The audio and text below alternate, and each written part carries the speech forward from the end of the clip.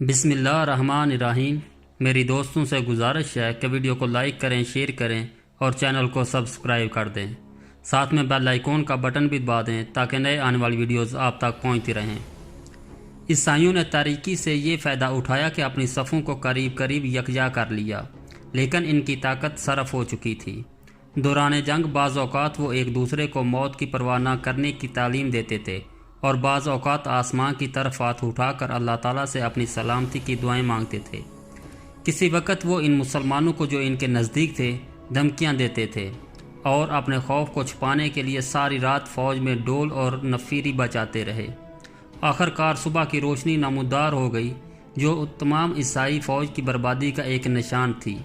عیسائیوں نے جب صلاح الدین کی تمام فوج کو دیکھا اور اپنے آپ کو سب طرف سے گھرا ہوا پایا تو خوفزدہ اور متعجب ہو گئے۔ دونوں فوجیں کچھ دیر تک ایک دوسرے کی سامنے اپنی صفوں میں آراستہ کھڑی رہی۔ صلاح الدین حملہ کا حکم دینے کے لیے افق پر روشنی کے اچھی طرح نمودار ہو جانے کا انتظار کر رہا تھا۔ جب صلاح الدین نے وہ مہلک لفظ پکار دیا تو مسلمان سب طرف سے یکبار حملہ کر کے خوفناک آوازیں بلند کرتے رہے، جس سے انگریزی مورخ کی مراد نعرہ تکبیر اللہ اکبر ہے، ٹوٹ پڑے۔ عیسائی فوج کچھ دیر تو جان توڑ کر لڑی، مگر ان کی قسمتیں ان کے دنوں کو ختم کر چکی تھی۔ ان کی بائیں جانب کوئی حتین واقع تھا۔ تلواروں اور نیزوں کے سائے میں پناہ نہ دیکھ کر وہ حتین کی طرف بڑھے کہ اس کو اپنا پناہ گاہ بنا لیں، لیکن تعقب کرنے والے مسلمان وہاں ان سے پہلے پہنچنے والے تھے۔ یہی مقام اس سے عظیم اور مہیب خونریزی کی یادگار ہونے والا تھا۔ صلیب کی لکڑی جو عقا کی پادری کے ہاتھ میں تھی، پادری کے کٹ کر گر جانے پر لذا کے پادری نے سنبھال لی، مگر وہ ماں صلیب کے مسلمانوں کے ہاتھوں میں قید ہو گیا۔ صلیب کو چھڑانے کی کوشش کرنا باقی عیسائی فوج کی موت کا باعث ہو گیا۔ حتین کی زمین کشتوں سے بھر گئی، خون کا دریا بہہ نکلا۔ ایک روایت کے مطابق 30,000 عیسائی فوج کے خون سے رنگی گئی اور 30,000 ہی مسلمانوں کی قید میں آ گئے۔ مسلمانوں کی فوج کے نقصان کا کوئی صحیح اندازہ بیان نہیں کیا گیا، مگر ایسی فتح آسانی سے نہیں ہو سکتی تھی۔ عیسائی نائٹ اور سوار سرے سے پاؤں تک لوہے کی ہوں وغیرہ میں ایسے چھپے ہوئے تھے کہ سوائے آنکھ کے ان کے جسم کا کوئی مقام کھلا نہیں ہوتا تھا اور کوئی ہتھیار آسانی سے ان پر کارگر نہیں ہو سکتا تھا۔ ایک مسلمان مورخ اس امر کو بطور عجیب واقعہ بیان کرتے ہوئے جہادی عظمت کے حقائق کا انکشاف کرتے ہوئے لکھتا ہے کہ عیسائی سوار سرتا پالوں سے ڈکے ہوئے تھے اور ان کے جسم پر نیزہ اور تلواروں سے زخم کرنا مشکل ہوتا تھا، اس لیے پہلے گھوڑے کو تلوار سوار کر کے زمین پر گرانا پڑتا تھا اور پھر اس کو مارا جاتا تھا۔ اس سبب سے بے شمار مال غنیمت میں کوئی گھوڑا مسلمانوں کے ہاتھ نہ آیا۔ عیسائی مقتولوں کے سخت ہیبتناک نظارے مورخوں نے بیان کیے ہیں۔ ان کی صفوں کی صفیں کٹ پڑی تھی اور جدھر نظر جاتی تھی اس طرح عیسائی کی تعداد بھی عظیم تھی۔ ایک رسی میں 30 عیسائی باندھ دیے گئے اور 100 200 قیدیوں کو ایک جگہ بند کیا گیا، جن پر ایک ہی مسلمان محافظ تھا۔ ایک شخص اپنا چشم و دیدہ واقعہ بیان کرتا ہے کہ ایک مسلمان سپاہی اکیلا 40 عیسائی قیدیوں کو خیمہ کی رسی سے باندھ کر ہانکتا ہوا لے جا رہا تھا۔ دمشق میں 3 دینار کو ایک عیسائی قیدی فروخت ہوا اور ایک سپاہی نے جس کے پاس جو جوتا نہ تھا اپنے حصے کے ایک عیسائی قیدی کو ایک کفش دوز موچی کے ہاتھ جوتے کے بدلے فروخت کیا۔ مال غنیمت کی تقسیم سے ایک غریب سپاہی بھی مالدار ہو گیا۔ غرض کے اس قسم کے حالات ہیں جو بیان کیے گئے، جس سے ظاہر ہوتا ہے کہ حتین کی شخصیت نے عیسائیوں کی طاقت کو جڑ سے اکھاڑ دیا تھا۔ اس سے زیادہ ابتری اور تباہی کیا ہو سکتی ہے کہ عیسائی کے صلیب عیسائیوں کا بادشاہ ہر ایک عیسائی امیر اور نامور شخص مسلمانوں کے ہاتھوں میں قید ہو گیا تھا۔ امرا اور نامور والیہ ملک عیسائیوں میں صرف ایک شخص ریمنڈ صاحب طرابلس جو فوج کے پچھلے حصے پر متعین تھا میدان جنگ سے جان بچا کر بھاگ سکا، مگر موت نے وہاں بھی اس کا پیچھا نہ چھوڑا اور طرابلس میں پہنچ کر دل شکنی سے یا ذات الجنت کے مرض سے مر گیا۔ سلطان صلاح الدین ایوبی رحمۃ اللہ کا خیمہ نصب کیا گیا۔ وہ اللہ تعالیٰ کی نعمتوں پر شکر قابل رشک حالت میں خیمہ میں بیٹھا ہوا تھا۔ لوگ ان قیدیوں کو اور ان کے رسوائے زمانہ بڑے عہدیداروں کو جن کو گرفتار کرنے میں کامیاب ہوئے تھے باری باری سلطان کے سامنے لا رہے تھے۔ اس فاتحہ سلطان نے صلیبیوں کے بادشاہ یروشلم اور گائی اور البرنس اور نات ریچی نالڈ کو اپنے خیمے میں طلب کیا۔ بادشاہ کو ایک طرف بٹھا دیا گیا۔ اس کی حالت یہ تھی کہ شدت پیاس سے جان بلبر تھا، بس مرا ہی چاہتا تھا۔ اسے تھوڑا سا ٹھنڈا عرق گلاب پیش کیا گیا جسے اس نے پیا اور پھر پرنس اور نات کو بھی پلایا۔ صلاح الدین نے ترجمان سے کہا، اسے بتلاؤ دو کہ تو نے پانی پی لیا ہے، جبکہ میں نے ابھی تک منہ سے بھی نہیں لگایا، کیونکہ یہ مسلمان جرنیلوں کی شروعات سے عادی چلی آ رہی ہے۔ جب ان کے قیدی گرفتار کرنے والوں کے سامنے کچھ کھا پی لیتے ہیں تو انہیں دلی سکون مل جاتا ہے۔ جی ہاں، حساب کی گھڑی آن پہنچی تھی، لیکن کس کا حساب؟ اس اور نات رینچی رنالڈ کا حساب، جو مسلمانوں کو اذیتیں اور تکلیف پہنچانے، ان کو بری طرح ترپا کر مارنے اور ان کی بدخواسی دشمنی میں تمام صلیبی امراء میں سے پیش رہتا تھا، جو مسلمانوں سے فراڈ کرنے، دھوکہ دینے اور وعدے توڑنے میں بہت گہرا آدمی تھا۔ صلاح الدین اور نات ریچی آلڈ کے مابین ایک معاہدہ طے پایا تھا، جس کے مطابق حاجیوں اور تاجروں کے قافلے صحرائے اردن سے اور نات کے قلعے کرک کے قریب سے بڑے اطمینان سے بلا خوف گزرتے رہے۔ مصر اور شام کے درمیان بھی ایک راستہ برائے آمد و رفت بن چکا تھا۔ یہ دونوں شہر اس ترقی پذیر بیدار اسلامی بلا کے دو اہم بازو تھے، جسے نور الدین نے منظم کیا تھا، جس کا بعد میں صلاح الدین وارث بنا تھا، جیسا کہ آپ پہلے ذکر میں آیا ہے۔ ایک بار ایسا ہوا کہ ایک بہت بڑا قافلہ عمدہ ساز و سامان لیے مصر سے بجانب شام رواں تھا۔ ان نفیس، عمدہ ترین اور بے بہا گراں مایہ اشیاء پر نظر پڑتے ہی اور نات کی رال ٹپکنے لگی۔ اس نے تمام وعدوں کو پس پش ڈال کر، کول اور قرار کو توڑ کر قافلے کو لوٹا اور سب اہل قافلہ کو گرفتار کر کے قیدی بنا لیا، اور پھر ان سے یوں کہنے لگا، اپنے نبی محمد صلی اللہ علیہ وسلم سے کہو کہ وہ یہاں آئے اور تمہیں چھڑا کر لے جائے۔ 570 مطابق 1181 کو موسم گرما میں اور نات اپنی فوجوں کو لے کر نکلا۔ بلاد عرب میں آگے بڑھتے ہوئے شیما کے علاقے تک آن پہنچا۔ المدینہ منورہ پھر مکہ مکرمہ تک چڑھائی کرنے کی اس کی نیت بن چکی تھی۔ اس کے لیے وہ پڑتول ہی رہا تھا کہ فروغ شاہ صلاح الدین ایوبی کے بھتیجے نے، جو دمشق پر اس کی طرف سے قائم مقام تھا، اردن پر حملہ کرنے میں پھرتی سے کام لیا، جس کی وجہ سے اورنات اپنے تخت سلطنت کرک کو بچانے کے لیے واپس پلٹنے پر مجبور ہو گیا۔ اس کی انہی ظلم و جور پر مبنی فعال وعدوں کو توڑ کرنے والی حرکتوں کی وجہ سے صلاح الدین نے قسم اٹھا رکھی تھی کہ اگر اللہ تعالیٰ نے اسے اورنات پر کامیابی عطا فرمائی تو وہ اسے اپنے ہاتھ سے واصل جہنم کرے گا۔ اب جب کہ حساب کا وقت قریب آن پہنچا تھا، اللہ تعالیٰ اورنات کو جنگی قیدی کی صورت میں سلطان کے پاس لا چکا تھا، تو سلطان صلاح الدین نے اس کی ایک ایک حرکت اور کرتوت یاد دلانے لگا۔ اسے کہنے لگا، تو کتنی بار قسمیں اٹھاتا رہا، کتنی بار انہیں توڑتا رہا۔ میں نے بھی تمہارے متعلق 2 مرتبہ قسم کھائی ہے۔ ایک مرتبہ جب تو نے مکہ اور مدینہ کے مقدس شہروں پر قبضہ کرنے کی کوشش کی تھی، دوسری مرتبہ اس وقت تو نے دھوکے سے حاجیوں کے قافلے پر حملہ کیا تھا۔ اور کیا تو نے یہ بکواس نہ کی تھی کہ اپنے نبی محمد صلی اللہ علیہ وسلم سے کہو کہ تمہیں چھڑا لے جائے؟ ہاں، اب وہ وقت آن پہنچا کہ محمد صلی اللہ علیہ وسلم کا بدلہ لینے آ رہا ہوں۔ اس کے بعد اسے اسلام قبول کرنے کی دعوت دی، جسے اس نے ٹھکرا دیا۔ پھر اس وقت سلطان ناصر الدین نے ایک تلوار نما خنجر کو درمیان سے پکڑ کر اسے مارا۔ پھر اسے سلطان کے کسی ہاتھ نے اس ملاؤن کا کام تمام کر دیا۔ پھر اسے گھسیٹا گیا۔ مشہور معروف قیدیوں کو دمشق کے تمام طرف چلایا گیا اور ایک قلعے میں انہیں بند کر دیا گیا۔ ابن شداد کے بقول مسلمانوں نے وہ رات انتہائی زیادہ مسرت و وفرت اور کمال درجے کی خوشی میں بسر کی۔ اللہ رب العزت سبوف قدوس کی تعریفوں اور شکرا کے جملوں سے فضا گونج رہی تھی۔ اللہ اکبر، لا الہ الا اللہ کی صداؤں میں اتوار کی صبح طلوع ہوئی۔ آخر ربیع الاول 583 ہجری کے شبنا کے روز سلطان نے عکا کی طرف کوچ کیا۔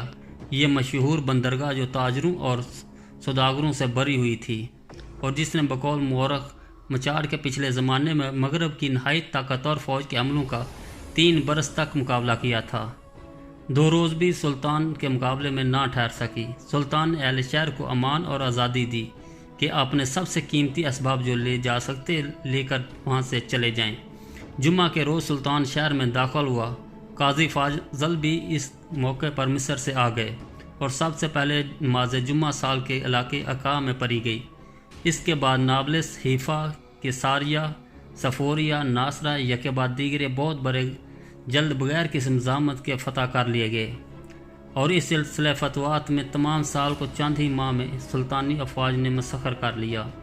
ایک مورخ نے ان میں سے بعض مشہور مقامات کے نام بے ترتیب ذیل یکجا لکھ دیے ہیں: تبریہ، عکا، زے، ملیہ، اسکندریہ، تتین، ناصرہ اور صفوریہ، فولا، انیس، ایرین، دیوریہ، اسربل، بستیہ، نابلس، الجون، اباب، دورم، غزہ، اسقلان، تل، عافیہ تل، احمر، اتروبیہ، جریل جبل، الخیل بیت، الحملاب، ریلا، کریتا، القدس، صوبہ، ہرمز، صلاح، ازوا، شیف۔ ان مقامات میں سے اکثر تو سلطان نے امن اور مسالت کے ساتھ لے لیے۔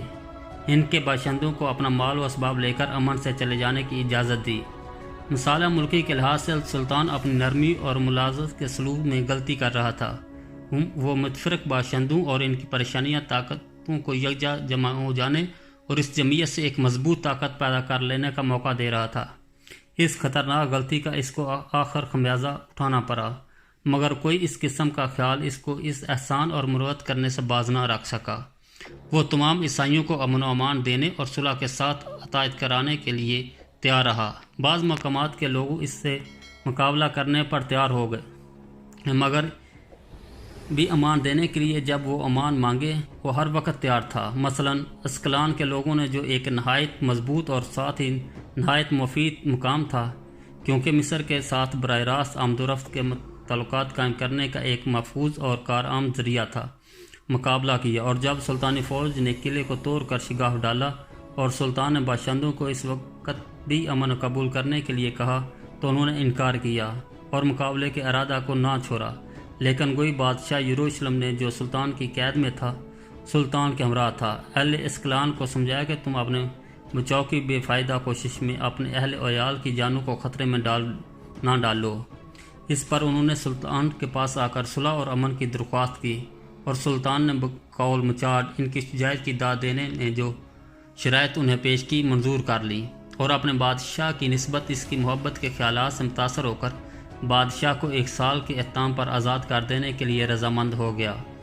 سلطان کو ان تمام القدار مسلمان قیدیوں کے آزاد کرنے کا موقع ملا۔ ایک شہر فتح کرنے کے بعد جو کام سب سے پہلے سلطان کرتا تھا وہ قیدیوں کی زنجیریں توڑتا اور ان کو آزاد کرنا اور کچھ مال متاع دے کر رخصت کر دینا ہوتا تھا۔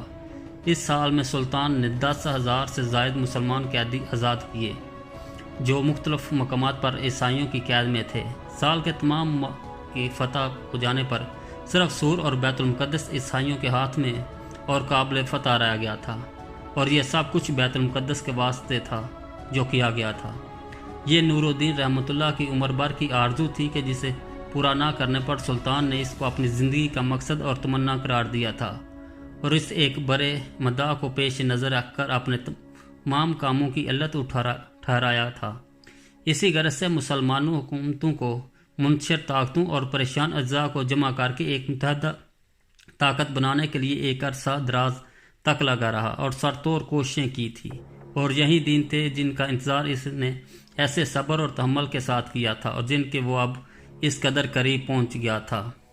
فتح اسقلان کے بعد سلطان نے تمام لشکروں کو جو اطراف و اجوان منتشر ہوئے تھے بیت المقدس کی طرف کوچ کرنے کے لیے جمع کیا، اور علماء و فضلاء و حرفن اور علم کے اہل کمال کو جو اس عرصے میں سلطان کی کامیابی کی خبریں سن کر مختلف ممالک و دیار سے اس کے پاس جمع ہو گئے تھے، ساتھ لیا اور اللہ تعالیٰ سے فتح و نصرت کی دعائیں مانگتے ہوئے اس مقدس گھر کی طرف راہی ہوئی۔ بیت المقدس کے قریب پہنچنے پر جب عیسائیوں کی فوج کے ایک دستے سے مسلمان لشکر کی ایک بری ہوئی جماعت سے مدبیر ہو گئی تو سلطان نے تمام ارکان دولت، اہل شجاعت، شہزادگان، والا مرتب اور بردران، اہل ہمت، تمام امراء اور مصاحبین اور اہل لشکر کا ایک دربار مرتب کیا۔ ان سب سے صلاح مشورہ لیا۔ خاتمے پر ان سب کو خطاب کر کے ایک پر اثر تقریر کی اور کہا، اگر اللہ تعالیٰ کی مدد سے ہم نے دشمنوں کو بیت المقدس سے نکال دیا تو ہم کیسے سعادت مند ہوں گے، اور جب وہ ہمیں توفیق بخشے گا تو ہم کتنی باری نعمت کے مالک ہو جائیں گے۔ بیت المقدس 91 برس سے کفار کے قبضے میں ہے، اور اس تمام عرصے میں اس مقدس مقام پر کفر اور شرک ہوتا رہا ہے۔ ایک دن بلکہ ایک لمحہ بھی اللہ واحد کی عبادت نہیں ہوئی۔ اتنی مدت تک مسلمان بادشاہوں کی ہمتیں اس کی فتح سے قاصر رہی۔ اتنا زمانہ اس پر فرنگیوں کے قبضہ کا گزر گیا۔ بس اللہ تعالیٰ نے اس فتح کی فضیلت آل ایوب کے واسطے رکھی تھی کہ مسلمانوں کو ان کے ساتھ جمع کرے اور ان کے دلوں کو ہماری فتح سے رضامند کرے۔ بیت المقدس کی فتح کے لیے ہمیں دل اور جان سے کوشش کرنی چاہیے اور بے حد صحیح اور سرگرمی دکھانی چاہیے۔ بیت المقدس اور مسجد اقصی جس کی بنا تقویٰ پر ہے، جو انبیاء علیہ السلام اور اولیاء کا مقام ہے، اور پرہیزگاروں اور نیکوکاروں کا معبد اور آسمان کے فرشتوں کی زیارت گاہ ہے۔ غضب کی بات ہے کہ وہاں کفار کا قبضہ ہے۔ کافروں نے اس کو اپنا تیرتھ بنا رکھا ہے۔ افسوس افسوس اللہ کے پیارے بندے جوک در جوک اس کی زیارت کو آتے ہیں۔ اس میں وہ بزرگ پتھر ہے جس پر جناب رسول اللہ صلی اللہ علیہ وسلم کے معراج پر جانے کا منہاج بطور یادگار بنا ہوا ہے، جس پر ایک بلند قبہ تاج کے مانند تیار کیا ہوا ہے، جہاں سے بجلی کی تیزی کے ساتھ برق رفتار سید المرسلین صلی اللہ علیہ وسلم سوار ہو کر آسمان پر تشریف لے گئے تھے، اور اس رات نے سراج الاولیاء سے وہ روشنی حاصل کی جس سے تمام جہان منور ہو گیا۔ اس میں سیدنا سلیمان علیہ انبیاء علیہ السلام کا تخت اور سیدنا داؤد علیہ السلام کی محراب ہے۔ اس میں چشمہ سلوان ہے جس کے دیکھنے والے کو اوس سے کوثر یاد آ جاتا ہے۔ یہ بیت المقدس مسلمانوں کا پہلا قبلہ ہے اور مبارک گھروں میں سے دوسرا اور دو حرمین شریفین سے تیسرا۔ وہ ان تین مسجدوں میں سے ایک مسجد ہے جس کے بارے میں رسول اللہ پاک صلی اللہ علیہ وسلم نے فرمایا ان کی طرف سفر کیا جائے اور لوگ ارادت مندی سے وہاں جائیں۔ کچھ عجیب نہیں کہ اللہ تعالیٰ وہ پاک مقام مسلمانوں کے ہاتھ میں دے دے کہ اس کا ذکر اس نے کلام پاک میں اشرف الانبیاء کے ساتھ مفصل بیان فرمایا۔ فضائل اور مناسب بے شمار اس سے رسول خاتم الانبیاء صلی اللہ علیہ وسلم کو معراج ہوئی۔ اس کی زمین پاک اور مقدس کہلائی۔ کس قدر پیغمبروں نے یہاں عمریں گزاری۔ اولیاء اور شہداء اور علماء و فضلاء و صلحاء کو کچھ ذکر ہی نہیں۔ یہ برکتوں کی چرشمہ اور خوشیوں کی پرورش گاہ ہے۔ یہ وہ مبارک صغرا شریفہ اور قدیم قبلہ ہے جس میں خاتم الانبیاء صلی اللہ علیہ وسلم تشریف لائے اور آسمانی برکتوں کا نزول متواتر اس مقام پر ہوا۔ اس کے پاس رسول مقبول صلی اللہ علیہ وسلم تمام پیغمبروں کی امامت کی جناب روح الامین ہمراہ تھے۔ جب نبی صلی اللہ علیہ وسلم نے یہی اعلیٰ علین کو صوف فرمایا، اس میں سیدہ مریم علیہ السلام کی وہ محراب ہے جس کے حق پر پروردگار عالمین فرماتا ہے کلما دخل علیہ زکریا المحراب وجد ایمان مارزق کا۔ اللہ کے نیک بندے اس میں تمام دن عبادت کرتے اور اتوار کو بیدار رہتے۔ یہ وہی مسجد ہے جس کی بنا پر سیدنا داؤد علیہ السلام نے ڈالی اور سیدنا سلیمان علیہ السلام نے اس کی حفاظت کی، وصیت کر گئے۔ اس سے بڑھ کر اس کی بزرگی کی دلیل کیا ہو سکتی تھی کہ پروردگار عالمین نے اس کی تعریف کو سبحان اللہ عزیز سے شروع کیا۔ سیدنا عمر رضی اللہ تعالی عنہ نے کمال صحیح سے اس کو فتح کیا تھا، کیونکہ اس کی تعریف میں اللہ تبارک و تعالی نے ایک بزرگ سورہ کو شروع کیا اور قرآن کا نصب بھی وہی سے شروع ہوا تھا۔ پس یہ مقام کیا ہے، بزرگ اور عالی شان ہے، اور یہ مسجد کیسی عالی قدر اور اکرم ہے جس کا وصف بیان نہیں ہو سکتا۔ اللہ تعالیٰ اس کی عالی شان کو اس طرح بیان کرتا فرماتا ہے اللہ زی بارکنا اولا، یعنی یہ وہ مقام ہے جس کے ارد گرد کو ہم نے برکت بخشی اور اپنی کمال قدرت کی آیات اپنے نبی صلی اللہ علیہ وسلم کو اس مقام پر دکھائیں۔ اس مقام کے فضائل ہم نے نبی صلی اللہ علیہ وسلم سے سنے ہیں جو بذریعہ روایت ہم تک پہنچے ہیں۔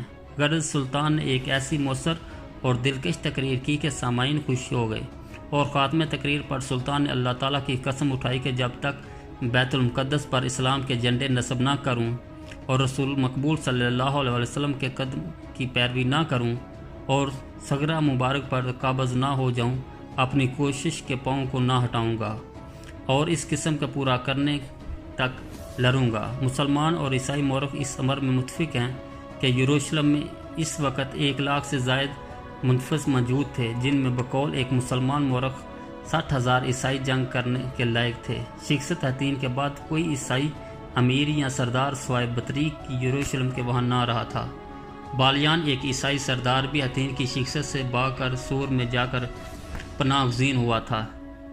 وہاں پر بقول مورخ آرچر اس نے سلطان سے اجازت مانگی کہ اس کو اپنی بیوی اور بچے یروشلم میں پہنچا دینے کے لیے وہاں سے ایک دن کے لیے جانے دیا جائے، اور پختہ قرار کیا کہ اگر اجازت دی گئی تو ایک شب سے زیادہ وہاں نہ ٹھہرے گا۔ سلطان نے عذرا اخلاق اور مرود کی اس کو اجازت مطلوبہ دے دی، لیکن جب یروشلم میں پہنچ گیا تو لوگوں نے اسے وہیں رہ جانے کی ترغیب دی، اور بطریق ہریکلی اس نے بھی فتویٰ دے دیا کہ اس اقرار کو پورا کرنا بمقابلہ اس کو توڑنے کے برا گناہ ہوگا۔ چنانچہ وہ بدحدی کر کے وہاں رہنے کو رضامند ہو گیا، اور اس طرح ایک عیسائی سردار یروشلم میں موجود ہو گیا۔ بطریق اور دوسرے سرگرم عیسائیوں نے موجود عیسائیوں کے درمیان جوش و سرگرمی پیدا کرنے کی ایک تدبیر کی، ان کے درمیان نہایت پرجوش تقریر کی، ان کی ہمت اور دلیری کو بڑھایا اور شہر کی حفاظت کرنے پر آمادہ کیا۔